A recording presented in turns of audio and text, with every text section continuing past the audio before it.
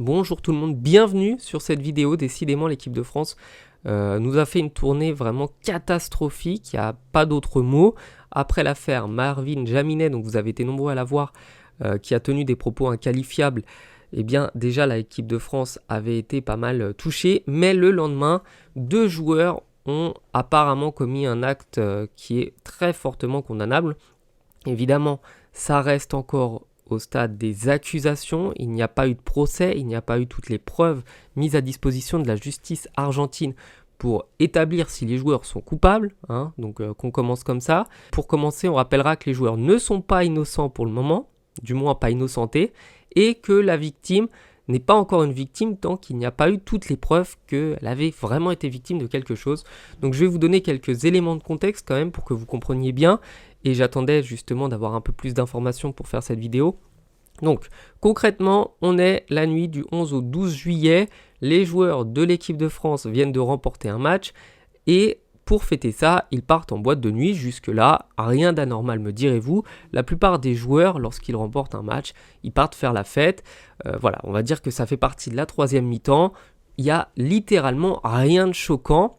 Et donc, une fois en boîte de nuit, ils rencontrent la victime présumée, une femme qui a presque 40 ans. Ils la rencontrent, d'après les caméras de surveillance, à 5h du matin. Ils sortent de la boîte de nuit avec elle à 5h12. Ils arrivent quelques temps après à l'hôtel. Là se passe ce dont je vous parlerai plus tard, et la victime ressort quelques temps plus tard avant d'aller porter plainte vers 18-19h au commissariat.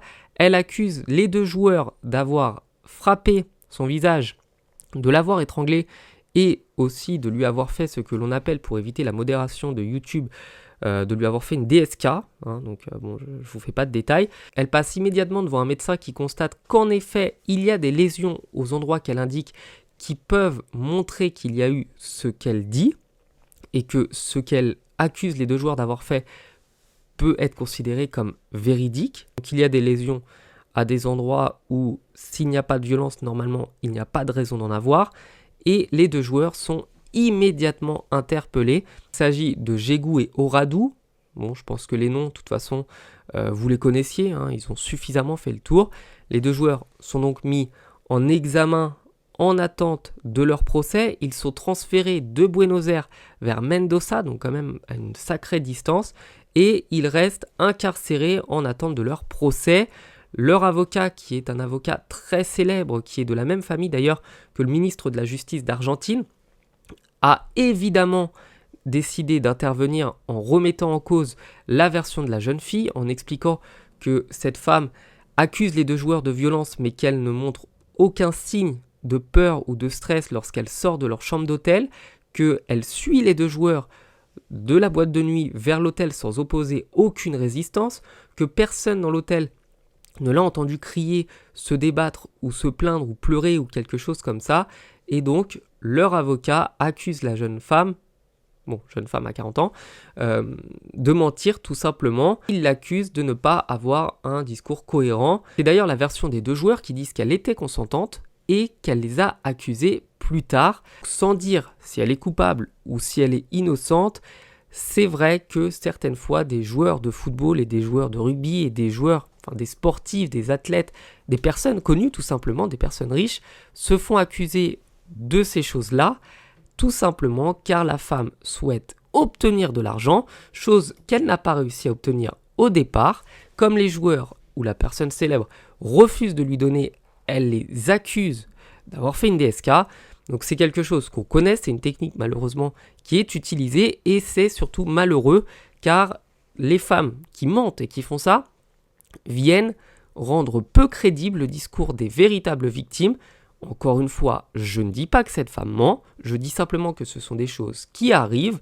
Si les 2 joueurs venaient à être condamnés, parce que là ils sont dans l'attente de leur procès, évidemment on leur souhaiterait une peine énorme, car rien ne peut justifier de faire ce qu'ils auraient fait, ça reste du conditionnel, à une jeune femme. D'ailleurs, les 2 joueurs ont aussi demandé à avoir une assignation à résidence, car pour le moment, ils dorment en prison. Ils mettent en avant le fait qu'en tant que déjà étrangers, ne parlant pas espagnol et étant connus et étant accusés d'une DSK, eh bien, ils sont en danger en prison, ce qui est tout à fait plausible. Ils demandent à avoir une assignation à résidence, c'est-à-dire qu'ils restent à leur chambre d'hôtel avec un bracelet électronique et qu'ils sont quand même ailleurs qu'en prison, parce que la prison peut quand même traumatiser pas mal de gens. Pour le moment, ça n'a pas été validé parce que les deux joueurs ne sont pas résidents argentins, ils ne résident pas en Argentine. Et lorsqu'il y a une demande de remise en liberté, il y a deux choses qui sont prises en compte par la justice. C'est une première chose, la possibilité de fuite. La deuxième chose, c'est la dangerosité des personnes pour les gens à l'extérieur. Donc évidemment, l'accusation, elle est très grave.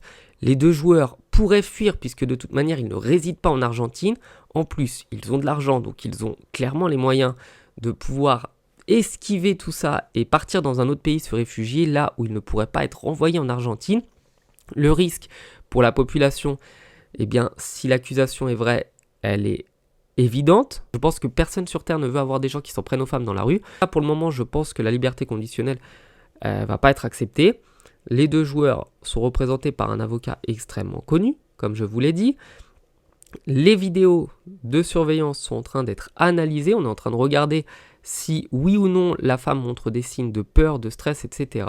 De son côté, elle prétend et elle dit qu'elle a un choc post-traumatique, qu'elle a vraiment des problèmes liés à cette agression. Donc, elle accuse les joueurs. Donc, on ne sait pas. On attend encore, là, jusqu'à maintenant, on attend d'avoir plus d'informations. Vous avez maintenant toutes les informations qui sont connues. Il n'y en a pas plus, pas moins. C'est littéralement tout ce qu'on sait de cette affaire. Ça vient évidemment pourrir la tournée de tous les autres joueurs. Les journalistes présents pour suivre l'équipe de France de rugby nous ont même dit que les joueurs gardaient la tête baissée, que personne n'ose parler, que personne n'ose regarder ce qui se passe autour, que tous les joueurs ont une mine d'enterrement, ont un regard noir, un regard un peu perdu dans le vide aussi. Donc, il est sûr que les joueurs, ça les a perturbés, car en quelques jours, on a donc un joueur accusé de racisme, on a 2 joueurs accusés d'avoir agressé une femme sexuellement, et le dernier match de la tournée en Amérique du Sud, il a été perdu par les Bleus, alors que normalement, c'est le genre de match qui remporte.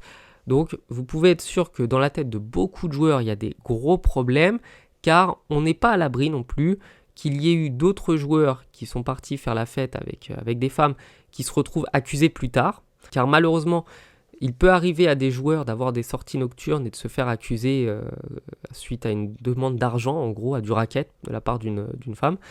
Donc, on attend de voir. La justice, elle doit faire son œuvre. Elle a besoin de temps pour tout donner, pour tout prouver.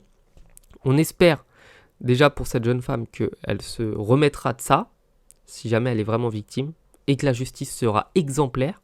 Si elle ment, on espère que la justice sera exemplaire et qu'elle prendra très cher. On espère, si elle n'a pas dit la vérité, que les 2 joueurs s'en remettront. Je pense qu'ils vont, dans tous les cas, garder un traumatisme à vie, parce que ces accusations sont énormes et sont très graves.